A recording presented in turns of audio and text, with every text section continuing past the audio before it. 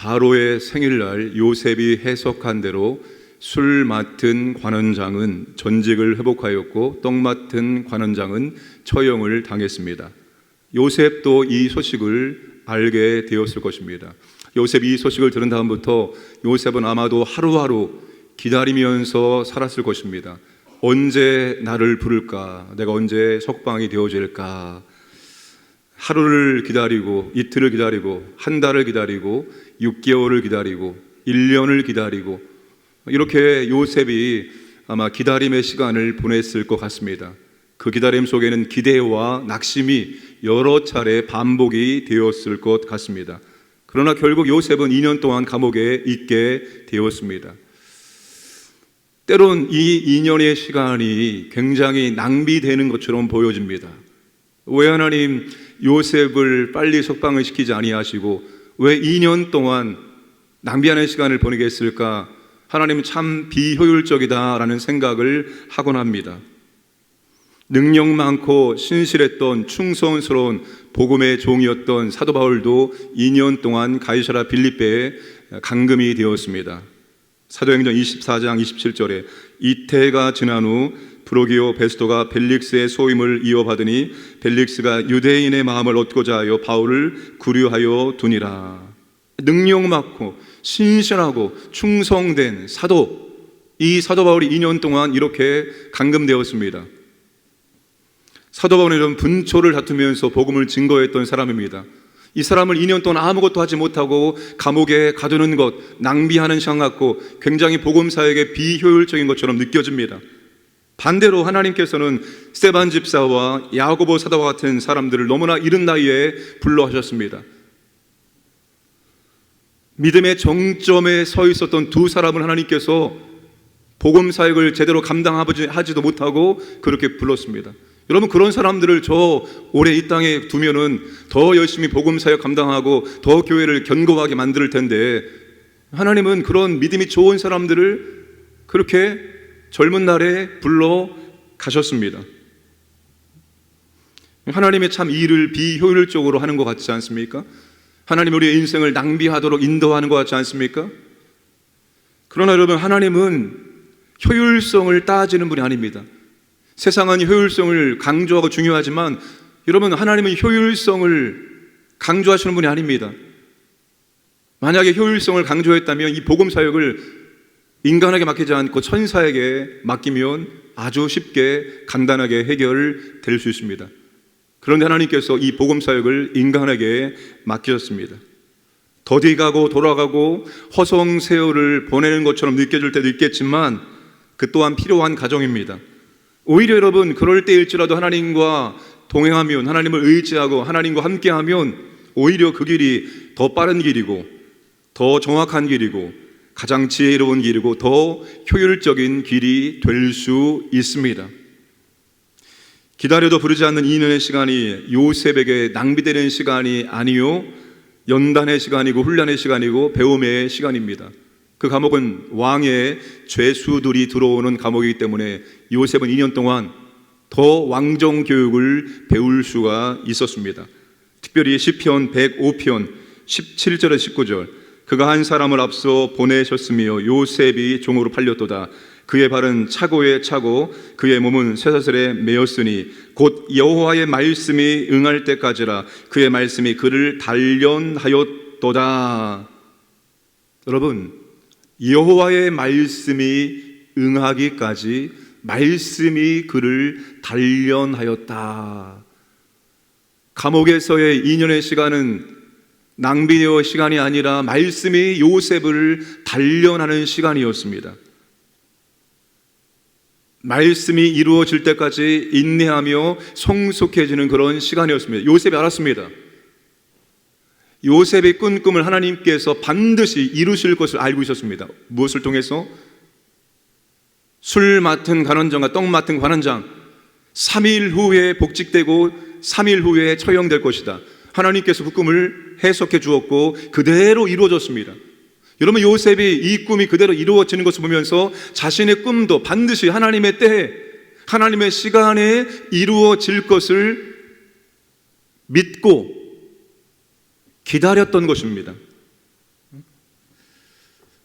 그게 여러분 말씀으로 단련받는 시간입니다. 말씀이 응할 때까지 말씀을 붙들고 말씀을 주장하고 기다리는 시간이 말씀이 나를 단련하는 시간입니다. 여러분, 하나님의 말씀을 그 말씀이 이루어질 때까지 붙들고 믿고 그렇게 기도하고 그렇게 선포하기를 주님의 이름으로 축복합니다. 말씀이 응할 때까지입니다. 말씀이 이루어질 때까지입니다. 말씀이 응하는 것을 보는 사람은 말씀이 응할 때까지 그 말씀을 놓지 않는 사람입니다. 그 말씀을 딱 붙는 거예요. 붙잡는 거예요. 그 말씀을 하나님께 주장하는 겁니다. 하나님의 말씀이 오니 내게 이루어 주옵소서. 하나님이 내게 감동으로 주신 말씀이라면 이 말씀이 이루어지게 하여 주옵소서. 말씀이 이루어질 때까지 놓지 않는 겁니다. 이게 말씀이 우리를 연단하는 것입니다. 단련하는 것입니다.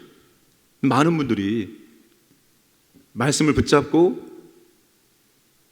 기도하는데 이루어지지 않으니까 말씀을 놓아버립니다. 말씀이 단련한다는 것은 말씀이 응할 때까지입니다. 여호와의 말씀이 응할 때까지, 이루어질 때까지 그 말씀을 놓지 않는 것입니다. 붙잡는 거예요. 하나님께 고백하는 겁니다. 기도하는 겁니다. 말씀 붙들고. 여러분, 그런 말씀이 나를 단련하고 말씀이 응할 때까지 붙잡고 말씀이 이루어지는 것을 우리의 삶 가운데 더 풍성하게 체험하시기를 주님의 이름으로 축복합니다. 자, 애굽의 바로 왕이 두 번 연거푸 꿈을 꾸었습니다. 하나는 먼저 올라와 풀을 뜯던 아름다운 살찐 7소를 흉하고 파리한 소가 잡아먹는 꿈, 또 하나는 먼저 나온 충실한 7 이삭을 마른 7 이삭이 삼키는 꿈을 꾸었습니다. 당시 이집트 바로 왕의 꿈은 곧 신의 계시입니다. 그런데 이 꿈에 대해서 어떻게 됩니까? 8절에 아침에 그의 마음이 번민하여 사람을 보내어 애굽의 점술가와 현인들을 모두 불러 그들에게 그의 꿈을 말하였으나 그것을 바로에게 해석하는 자가 없었더라. 애굽의 점술가와 현인들을 다 모아놓고 바로의 꿈을 말해 주었으나 능히 그 꿈을 해석할 자가 아무도 없었습니다. 점술가와 현인들은 당대 애굽의 최고의 지식인들입니다. 지식인들이에요. 당시 애굽은 최고의 강대국이었고 당시 바로는 최고의 권력자였습니다. 그가 곧 신이었습니다. 그의 말이 곧 법이었습니다. 그런데 이 꿈 앞에서 강대국도 최고의 권력자도 최고의 지식인들도 무기력하기만 합니다. 이 모습을 보고 술 맡은 간원장이 2년 전의 일이 기억나서 왕에게 다 설명을 합니다. 그리고 왕이 요셉을 부릅니다. 그리고 요셉이 바로 왕에게 딱 한마디 합니다. 길게 설명도 하지 않습니다. 딱 한마디. 여러분 16절 함께 읽겠습니다. 시작.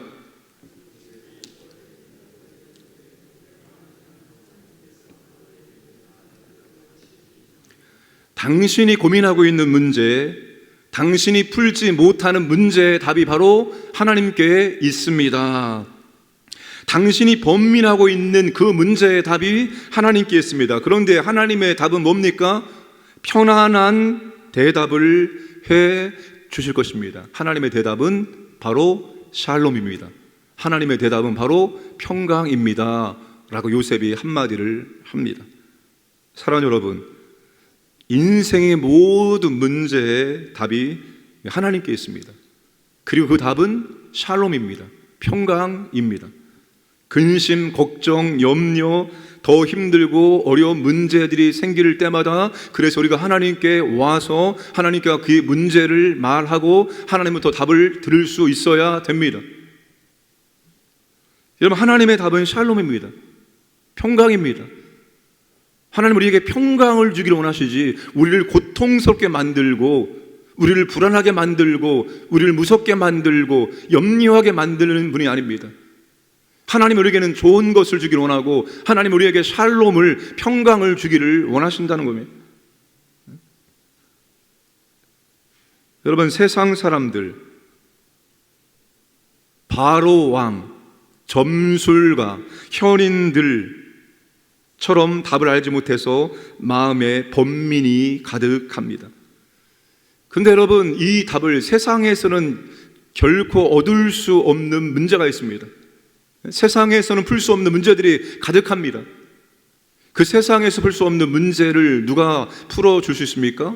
바로 하나님께서 세상에서 풀 수 없는 문제의 답을 풀어주십니다. 그리고 하나님의 답은 항상 샬롬, 평강입니다. 여러분, 우리도 문제가 있을 때마다 하나님께 나와서 하나님께 간구해야 하는 것입니다. 하나님께 모든 인생의 답이 있습니다.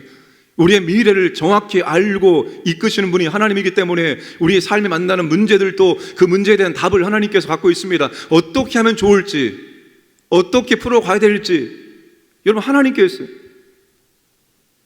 하나님의 해결 방안이 더디가고 아닌 것 같이 보여질지라도 하나님이 주시는 답이 가장 정확하고 가장 헤매지 않고 똑바로 갈 수 있는 답입니다. 그리고 여러분, 세상 사람들이 이 답을 모르고 있습니다. 모든 인생의 문제가 예수 그리스도께 있다는 이 간단한 답을 알지 못해서 수많은 철학자를 의지하고, 그러나 그 철학자들도 그럴싸하게 책을 썼지만 자기들도 그 문제의 답을 풀지 못하고 허망하게 인생을 끝내는 철학자들이 얼마나 많이 있는지 모릅니다. 책은 멋있게 썼지만 자기도 답을 알지 못하고 자기 인생도 비참하게 끝난 그 철학자들을 의지하고 여러 곳을 의지하고 여기를 쫓아다니고 저기를 쫓아다니고 다 그렇게 자신의 물질을 허비하고 자신의 시간을 허비하고 있다는 사실입니다. 여러분, 예수 그리스도가 우리 인생의 답입니다. 번민 많게 만드는 그 문제, 그 번민 가득하게 만드는 문제에 대한 답이 예수 그리스도께 있고 하나님께 있습니다. 그래서 여러분, 번민 가득할 때 다른 곳 가지 마시고 오직 하나님께 나와서 그 번민되는 문제를 하나님께 고백해서 내 마음의 근심, 번민이 하나님의 샬롬으로 바뀔 수 있어야 됩니다. 여전히 문제는 동일하게 있으나 내 마음은 샬롬입니다. 내 마음은 평강입니다. 그게 여러분 하늘에 속한 신령한 복이기 때문입니다. 내 환경과 내 문제를 초월해서 하나님 얼마든지 내 마음속에 샬롬을, 평강을 허락하실 수 있습니다.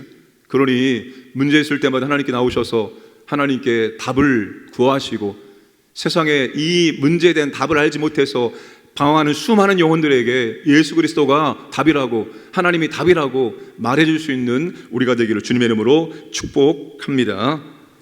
기도하겠습니다. 우리 선교사님들, 선교지 교회를 위해서, 우리 나라를 위해서 하나님 아버지 모든 것 안정되기 원합니다. 올바른 정책들, 법안들이 세워지게 하여 주옵소서. 우리 교회 사역 새가족 수료식 은혜 주시고 오늘 금요 성령 기도회 더 많이 모여서 더 뜨겁게 더 간절히 기도할 수 있도록 하늘 문이 열리는 하나님의 은혜를 우리 가운데 나타나게 해 주옵소서. 내 인생의 답이 하나님께 있음을 알게 하시고 항상 하나님께 문제를 가지고 와서 간구할 수 있도록 하나님 아버지 우리 마음에 샬롬을 허락하여 주옵소서. 함께 기도하겠습니다. 하나님 아버지 감사합니다. 오늘 또 아버지 하나님 우리에게 새날 한날을 주시면 감사합니다. 오늘 또 첫 시간 저 앞에 나와서 말씀 듣고 기도할 수 있도록 은혜 주시면 감사합니다. 아버지를 먼저 만나고 아버지를 먼저 대면하여 이곳이 아버지 하나님 분위기를 되기를 원합니다. 하나님의 얼굴 보고 하나님과 교제하고 하루를 열리기를 원합니다. 은혜를 주옵소서. 아버지 선교사님들을 하나님께서 붙잡아 주시고 보호하여 주옵소서. 건강과 안전을 지켜주시기 원합니다. 선교지 교회를 통해서 복음이 선포되어지고 하나님 나라 확장되어지고 현지 신실한 믿음의 사역자들이 세워지기 원합니다. 이 나라 아버지 하나님 보호하여 주옵소서. 정치, 경제, 문화, 국방 모든 거 안정될 수 있도록 샬롬의 은혜를 주옵소서.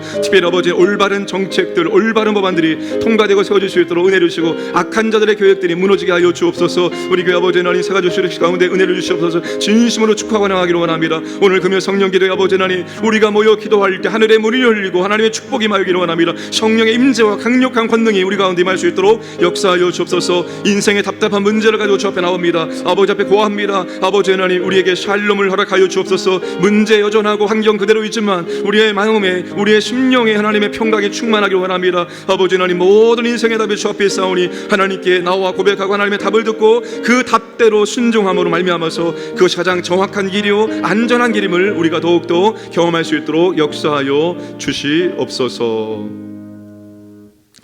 전능하신 아버지 하나님, 우리 인생의 주권이 하나님께 있으며 우리 인생의 미래가 하나님의 손안에 있습니다.